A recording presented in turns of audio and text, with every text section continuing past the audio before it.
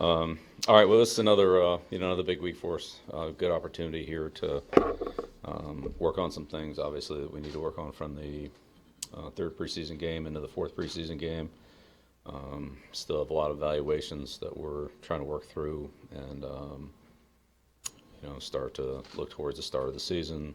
Some roster cuts, breakdown, and the opportunity for players in the last preseason game here against the Giants. So, combination of all those things, and just trying to finish off with a good productive week, and then get ready for the opener. Coach, your dad coached at the Naval Academy. John McCain went to the Naval Academy. I just wondering if you had any reaction to the news. Yeah, I mean, of course, it was sad news, but I didn't know Senator McCain personally. Coach, what was the reason to let Alex Burrow back on the team plan? Yeah, I'm not going to get on all the responsibilities, all the people in our organization. We'd be here for a month going through all that. So.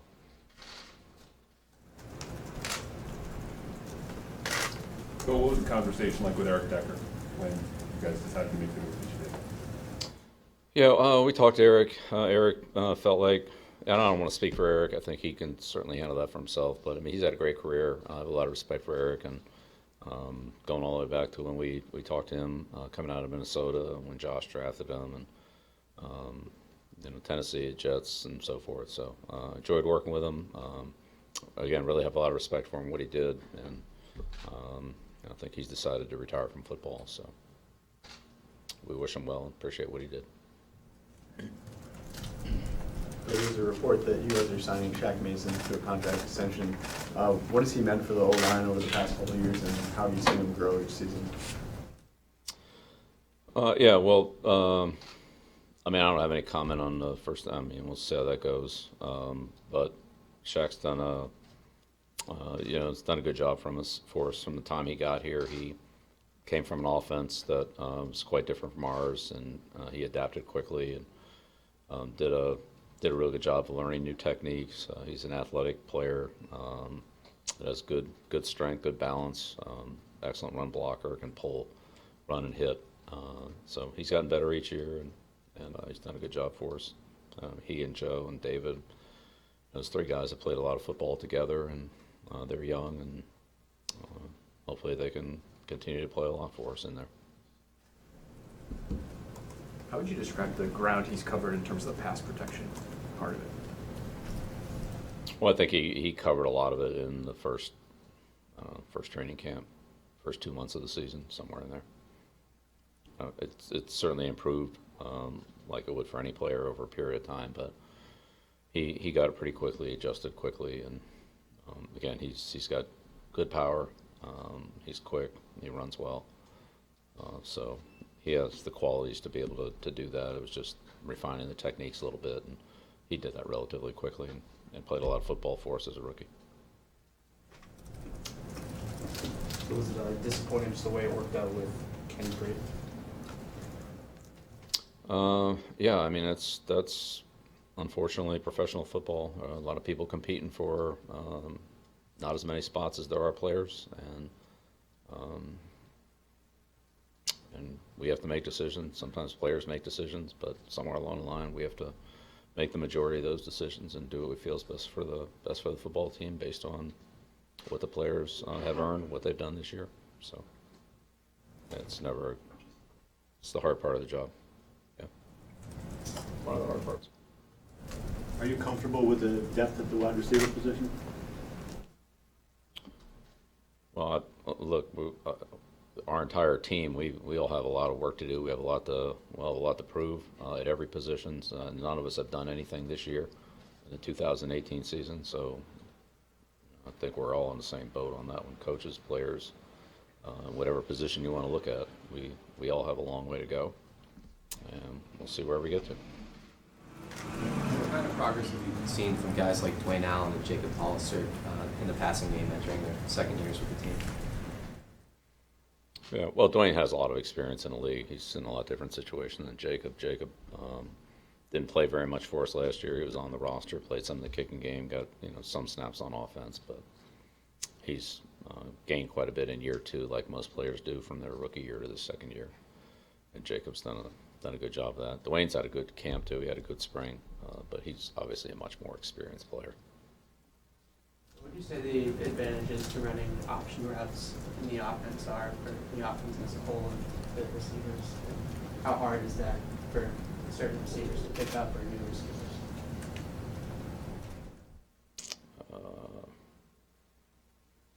Yeah, I don't know. There are a lot of past concepts. That's one. There are a lot of other ones. There's advantages and disadvantages to really all the concepts. That's why people use them. So some advantages to doing that. Some players do it well. Other players don't do it as well. There are a lot of other concepts that are important in the passing game. Some players do those well, and some don't. So yeah, and again, we got a long discussion about those type routes. When defending either 2 running back sets or 2 tight end sets, can it be difficult to decide whether to use a regular or nickel defense? Well, look, it's hard to defend any offense in this league. So every team has good players. Every team has schemes that complement the players they put on the field, whatever the combination of players is. And you have to decide based on what you have, how you want to defend it, how you want to match up against it personnel-wise, and what you want to call when you're in those personnel groups. So you might have one personnel group with one set of calls, a different personnel group with a different set of calls. That might change from week to week against the same personnel group because their players are different than the players you played the week before. So it's really comes down to a lot of, let's say, individual or maybe weekly matchups and decisions on, again, based on who you have on the field against who they have on the field, how you want to be configured. And if you change your personnel from one group to another, as you suggested, you might also end up changing the structure of your calls. So, yeah, those are options for you put whatever you want out there. You just have to decide how you want to handle it. That's something you enjoy still a lot or most is the game planning each week for different teams, because you can, in this league now, you can see offenses that are very different week to week. So is that challenge still kind of fun? You know, this week you got to play it this way, and the next week you don't have to counter it that way. You still enjoy that challenge? Well, each week's different in the National Football League, and so that definitely is challenging. And I enjoy all aspects of the game. So developing players, building the team, game planning, so forth. So I enjoy all of it. They're all different. They're all challenging. They're all important. Just try to do the best job I can in each one of those. Bill, from an offensive perspective for your team, do you ever view pass catching running backs as interchangeable with receivers?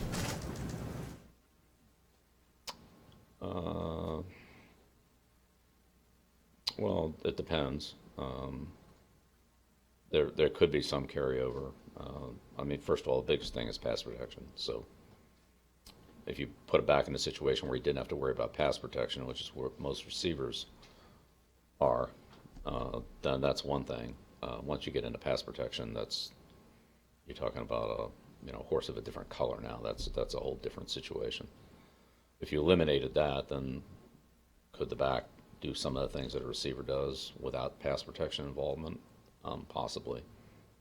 Again, it just depends on how good the player is at doing it and how many reps he can get doing it, because it takes quite a bit of time for a back to be proficient in his run reads and carrying the ball and pass protection and his backfield routes and so forth. But theoretically, you could split them out and have him do some of the things that a receiver does. That'd be hard to get to a full route tree, but you could maybe pick out a couple things and do those. Yeah. Bill, you said you won't comment on Alex.